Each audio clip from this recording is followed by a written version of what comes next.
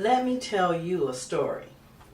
About 2 decades ago, I visited a small tribe in Nairobi, that's near Mombasa in Kenya, that was war-worn and had been under siege for months by a lot of other tribes in the area who was trying to get their food because there had been a terrible drought. This small tribe decided that they were going to do something radical to help and support their most vulnerable tribespeople, and that were the youth and the elders. They gathered them up and put them in a circle and decided that they were going to bring all the warriors around that circle to protect them. Well, regretfully, it didn't work. The warriors were soon defeated, and it looked like all was lost. And then the miracle happened. The seniors and the teens came out charging from the circle.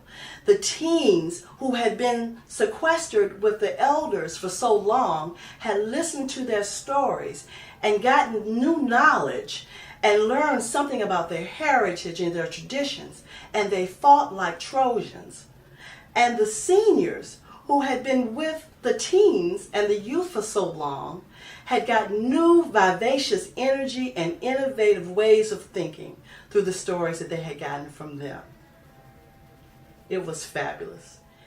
My name is Danita Roundtree Green, and I am the creator of the And Then Story Project, a phenomenal project that teaches how stories can take us from a bad place in our lives to something better. How stories can show us options that we had never considered and ways of being that can take us to a new place. We know this works because we've seen it work in other cities.